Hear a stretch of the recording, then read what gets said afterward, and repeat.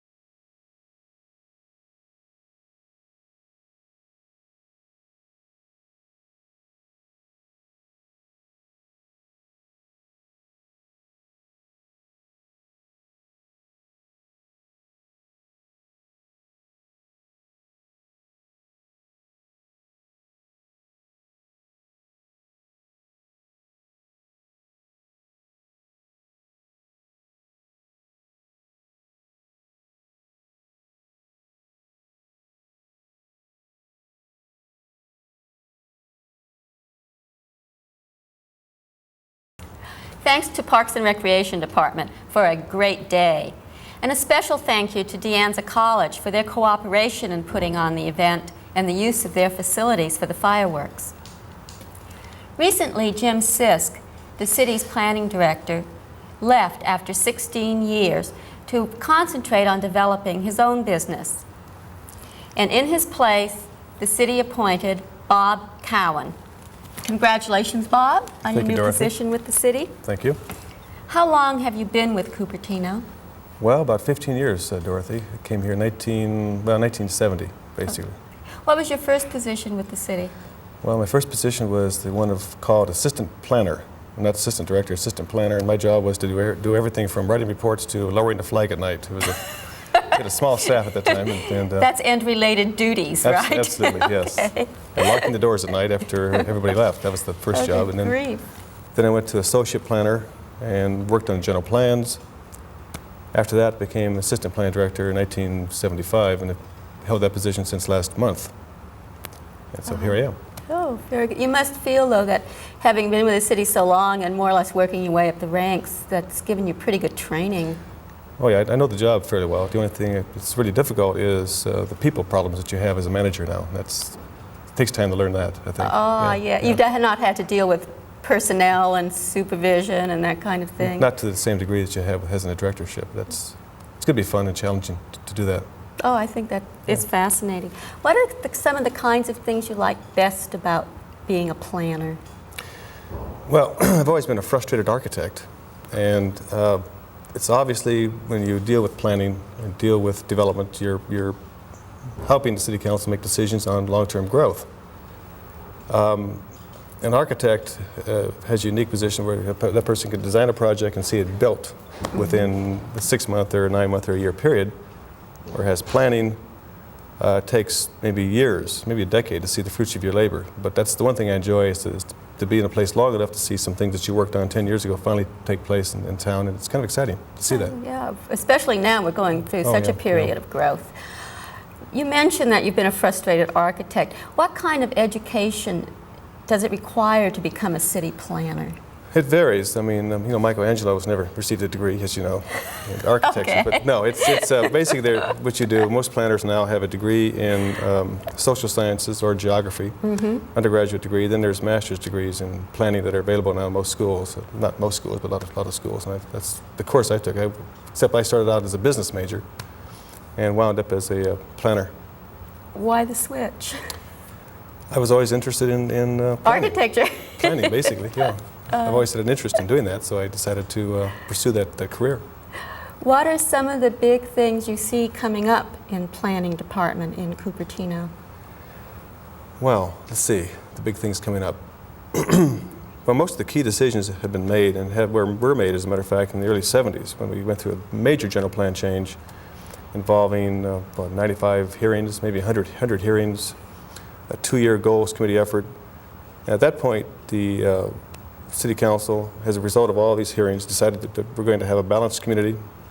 We're going to have some high-rise development here and there in few locations, town center basically and Valco Park. And we were going to try and make sure we had a mix of development, including housing.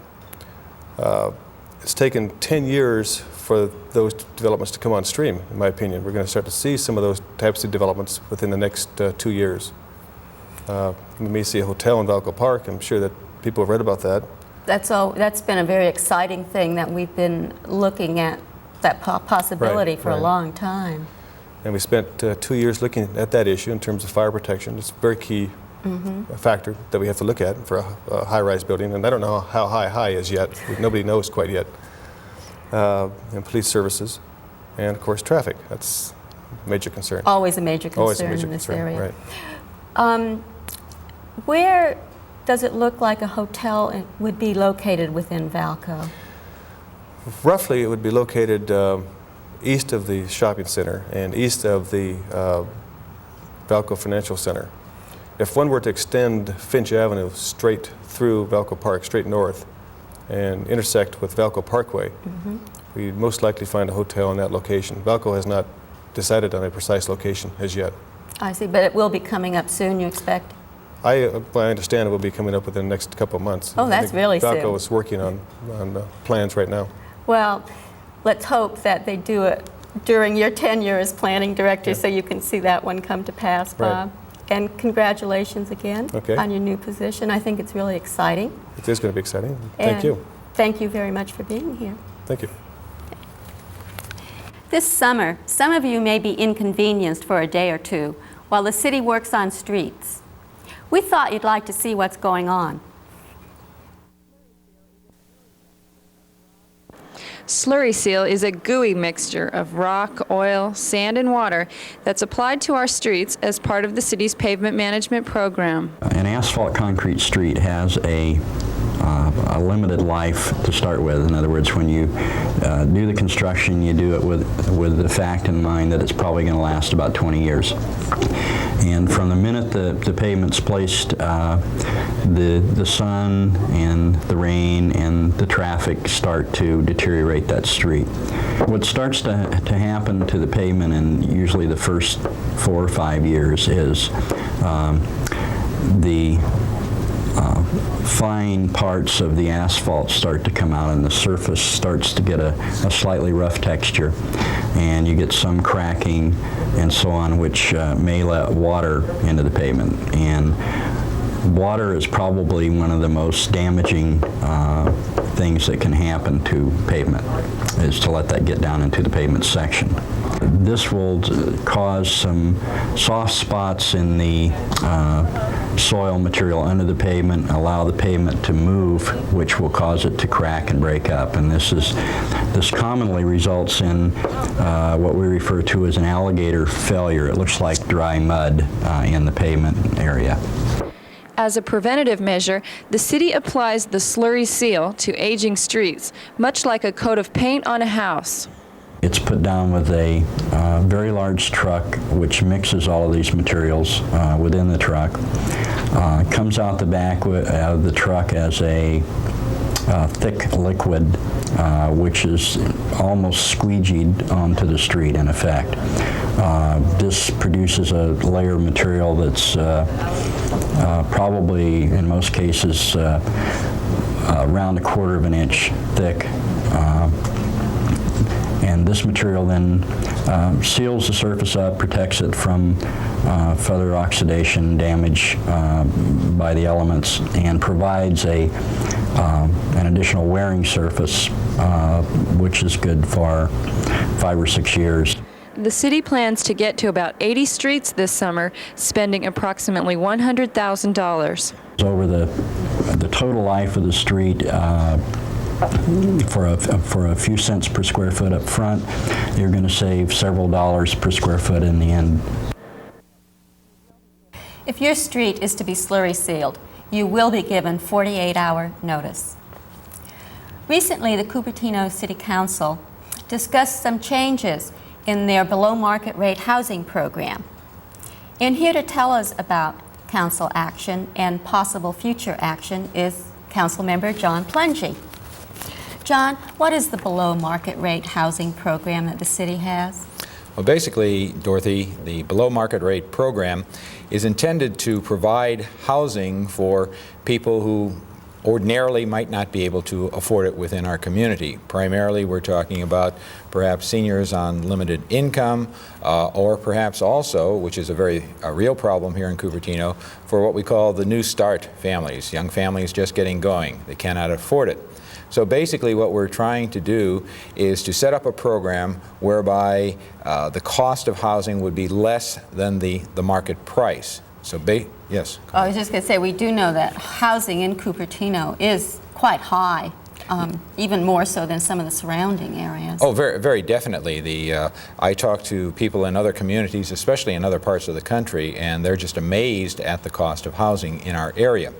So basically what we do with the program, what we've said to those who build, is that if you are building more than 10 units of residential housing, more than 10 units, and you are building at a greater density, more than 6 units to the acre, then you are to provide below market rate housing. And in other words, for every 10 units, you provide 1 unit at below market rate.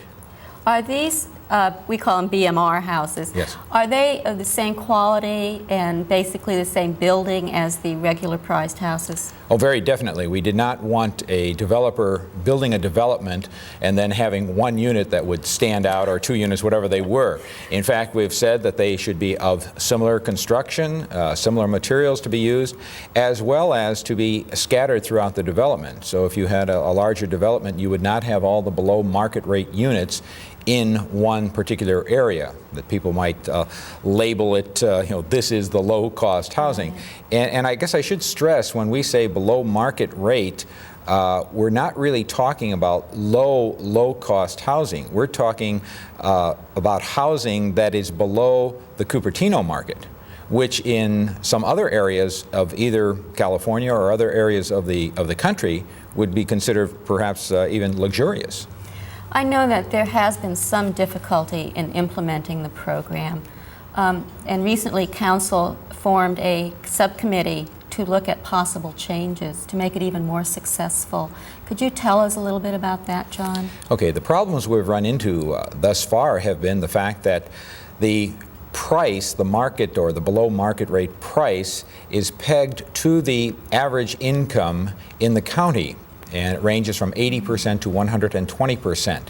And you take, there are three categories, and you take that average, multiply by a factor of 2.5, and that gives you the mark or the selling price for the unit. Well, what has happened is the cost of housing is so great here in Cupertino that the market price, or I should say the below market rate price, is too low in regard or in relation to the developer's costs. In other words, our attempt was at first that the developer basically would provide the unit without profit, but would not suffer a loss in it. Right. And what has happened is, because costs have risen, the below market rate price is too low, therefore there are additional costs which the developer must absorb, and then he passes it on to those who are buying other units in the development. So that has been one of the problems. And then the second one has been, as the prices have gone up, you get into sort of a catch-22 situation. Namely, the price, even the below market rate price, is so high that those people who are trying to get funding cannot qualify. In other words, those with a lower income do not make enough, and those with an income large enough to purchase the below market rate housing do not qualify for some of the loans. So that was the problem we ran into, and so we formed this committee to study the issue and come up with some recommendations to see what could be done to resolve the problem. Because council very definitely wants to do something along these lines, yet we are getting into this into the bind. And thus far, for example, we've had, I believe it's 15 or 16 units that actually have been sold, gone through escrow. But beyond that, it's in some instances been slow. Or there have been, we've heard of what some might consider an abuse of the program, namely a young couple comes along and their income is not too great, they would not qualify, but some friend, relative or so supplies the cash down payment. And to us that seemed to be going around the program and going beyond the spirit of what we intended. I would tend to agree with you on that one. But this is a program that basically impacts residential development and developers. What about non-residential developers, the people who build the offices and that kind of thing? Okay, this is one of the things we're taking a look at. What we've done with the recommendations that came to us from the committee, first of all, we allowed now a developer to provide an in lieu fee. In other words, instead of paying or instead of providing a unit, it may be a fairly luxurious unit, which would really not qualify for a below market rate program. I think the one example, of course, prime example is Woodspring, which is up on Homestead there close to Foothill Expressway, and those are very luxurious. So we're allowing an in lieu fee. And for those, council action at the last meeting was, for those particular units, the developer will pay us a fee of $50,000 per unit that would have been for below market rate. And there are, I believe, 6 units, so that would be $300,000. Beyond that, we're also looking now at the possibility of non-residential developers paying a fee or perhaps providing some units somehow. This is another possibility. And the theory behind that is that those who are providing commercial development in the community are bringing people into the community, workers, and so therefore they bear somewhat of a responsibility to provide some sort of housing for them. And that was one of the intents of our program all along, that the BMR program would be primarily for those who lived in the community, wished to stay in the community, or those who worked in the community, perhaps lived elsewhere, but would like to live here. And of course, one of the things there is, if you have the people living in the community and working in the community, theoretically, at least, you should be able to start cutting down on some traffic and things like that. That's the first thing that popped into my mind. It might help alleviate some of the traffic condition that we have in the city. What happens when, all right, suppose Woodspring developer says, yes, we will pay the $300,000 rather than supply 6 BMR houses. What then happens to that in lieu fee? Okay, the in lieu fee right now would go into the general fund in the and we are facing restrictions because of Proposition 13. We cannot, on some of these fees, we cannot set up a special fund for them, for example, for housing, but it would go into the general fund, and then it's up to council in the budget process to allocate funds for various projects. And one of the things we are looking at is the possibility of a housing fund. Mm-hmm. And this housing fund could act in several ways. And nothing has been finalized. This is what we're taking a look at. I think that should be stressed. One aspect could be the purchase, for example, of through a nonprofit foundation, purchase of property. Say a home, 3 or 4 bedroom home perhaps, or 5 or 6 for that matter, and perhaps fixing it up a bit and then making that available at a low rental rate, for example, to senior citizens. Mm-hmm. There's a program going in many communities of shared housing, where you have seniors who, a senior person who is now alone, cannot afford to stay in the present location, perhaps they're renting, the rents are going up or whatever, and they're also looking for companionship. And this would be one where several could live together. And it's been quite successful in other communities. The other thing is that there could be a fund provided, and working with mortgage revenue bonds or whatever, to provide some low-cost loans to young families just starting up. I want to emphasize again the stress that we've placed at council that 2 target groups. Those on fixed incomes, the seniors. We have many fine seniors in the community. They want to stay in Cupertino, and we want to keep them there. In our general plan for the city, we said we want a balanced community for people of all ages. And one of the fears we have is that Cupertino, and I'm one of them, is growing older as a community. We're losing some of our young people. And so what we want to do is make it available so seniors are not forced out of the community. And we've heard too many stories already of people being forced to leave because of the high cost of living here. So something for that group. And then, of course, we want to attract the young. We've seen the closure of schools and the like. We're not having as many young people. We want to attract those young families. So if there's something that can be done along those lines to bring that about, make it available for them, then we're all in favor of that. John, thank you very much for being here today. I really feel this is a very worthwhile program, and I'm looking forward to further council action so we can just get it really underway. Oh, we are too. Thank you very much, Dorothy. You're welcome. Parks and Recreation offers a unique summer camp. Let's take a look at it.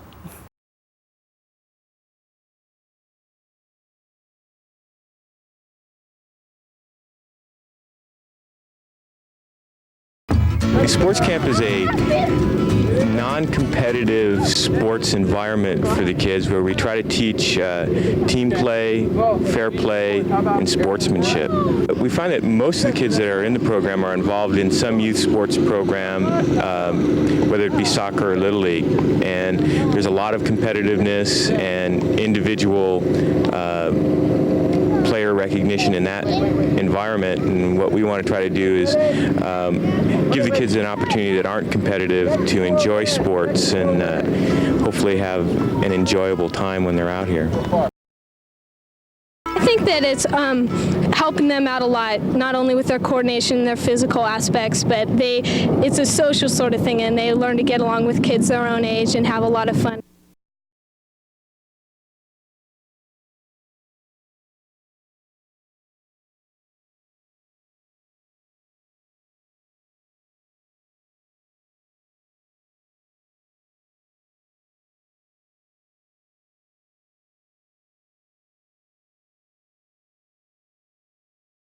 We have made some changes. I think it's very successful. We do have openings in future camps that we have planned this summer, and I hope to see that it continues through the summers coming.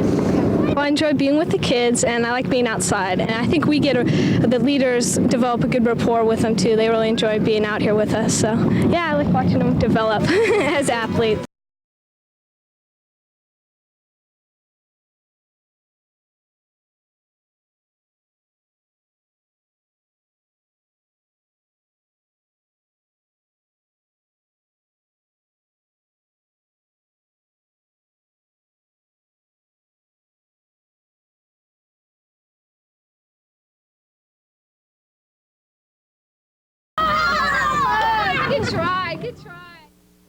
You can sign up your children for the next session of sports camp starting July 22nd, and then for another session on August 5th. Thanks for watching Cupertino Insight. Good night.